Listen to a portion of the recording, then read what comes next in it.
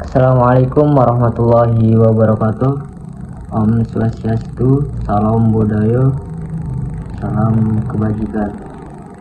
Perkenalkan, saya Muhammad Rizky Safarid selaku moderator dari kelompok 10. Baik, di sini saya akan menyampaikan materi yang terkait dengan kelompok 10, yaitu manusia yang adil dan beradab, yang akan disampaikan oleh rekan-rekan saya, yaitu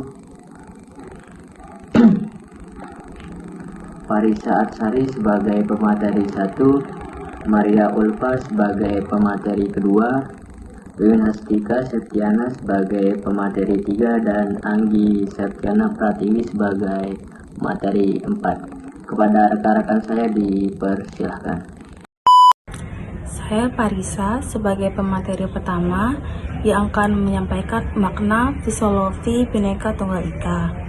Bangsa Indonesia terbentuk melalui suatu proses sejarah yang cukup panjang, sejak zaman kerajaan-kerajaan Sriwijaya, Majapahit serta dijajah oleh bangsa asing selama 3,5 abad.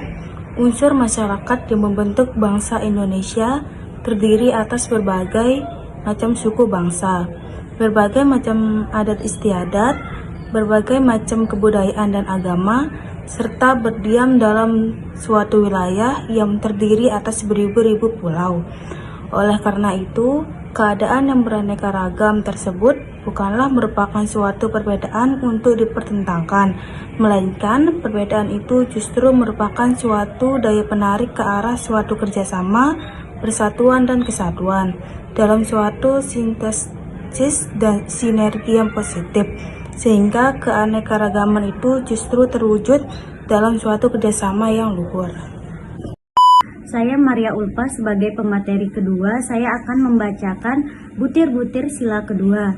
Yang pertama, mengakui dan memperlakukan manusia sesuai dengan harkat dan martabatnya sebagai makhluk Tuhan yang Maha Esa.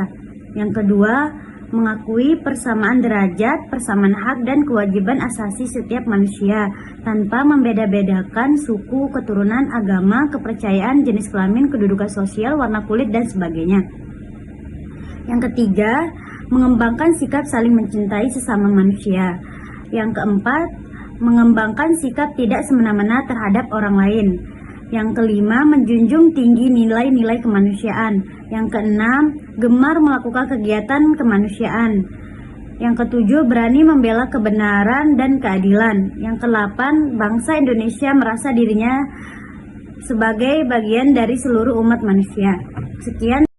Perkenalkan, nama saya Wiwin Hastika Septiana. Saya di sini sebagai pemateri ketiga untuk menyampaikan materi tentang sila kedua Pancasila. Kemanusiaan yang adil dan beradab itu merupakan isi dari sila kedua Pancasila, yang dimana memuat tentang kemanusiaan yang adil dan beradab. Dengan kesadaran ini, kita dapat membentuk kehidupan bermasyarakat yang adil, harmonis, damai, dan diiringi dengan rasa toleransi. Jadi makna-makna sila kedua Pancasila itu berisi tentang yang pertama, kesadaran. Balik lagi ke poin yang pertama, yakni menciptakan kehidupan bermasyarakat, contohnya dengan menanamkan sikap toleransi di dalam diri kita masing-masing, menghargai perbedaan dengan masyarakat lainnya yang berbeda agama, ras, bahasa, dan lain sebagainya. Itu merupakan salah satu bentuk dalam menanam sikap kesadaran. Jadi sikap dan perilaku ini perlu dengan diiringi dengan nilai-nilai moral dan tuntunan hati nurani yang ada pada sanubari mereka itu sendiri. Dengan membentuk sikap kesadaran ini mampu memberikan kesadaran akan peran serta lembaga masing-masing masyarakat yang ada di Indonesia untuk membangun pembangunan atau untuk melakukan pembangunan sesuai dengan kapasitasnya. Yang kedua adalah HAM. HAM di sini merupakan hak asasi manusia dan individu lainnya yang sudah tertanam pada diri mereka masing-masing semenjak berada di dalam rahim ibunya. Yang ketiga adalah kemanusiaan. Kemanusiaan di sini berarti rasa mencintai atau saling mencintai sebagai rasa kemanusiaan itu sendiri. Dengan adanya sikap ini atau perilaku ini, kita dapat meminimalisir tindakan kejahatan yang ada di Indonesia. Yang keempat adalah keadilan. Makna selanjutnya yakni proses dalam menerapkan kehidupan yang berkeadilan dan berkeadaban. Hal ini menjadi penting mengingat pembangunan yang ada harus merata dan dilakukan dengan terus mempertimbangkan jumlah penduduk, wilayah, dan lainnya. Yang kelima adalah tenggang rasa. Pengalaman dalam perwujudan sikap yang ada di dalam sila kedua Pancasila ini akan mampu memberikan dorongan dalam memunculkan sikap tenggang rasa setiap hubungan sosial yang seseorang lakukan di dalam kelompok bermasyarakat. Baik, terima kasih. Sekian dari saya. Wassalamualaikum warahmatullahi wabarakatuh. Saya Anggi Septiani Pratiwi dari pemateri keempat. Di sini saya akan menjelaskan penyebab lunturnya pengalaman sila kedua Pancasila dalam kehidupan Indonesia. Manusia memiliki sifat yang tidak bisa dipungkiri, yaitu sifat kodrat manusia sebagai makhluk individual dan makhluk sosial. Namun terkadang manusia lalai akan dirinya sebagai makhluk sosial dan justru mengedepankan sifat individualisme.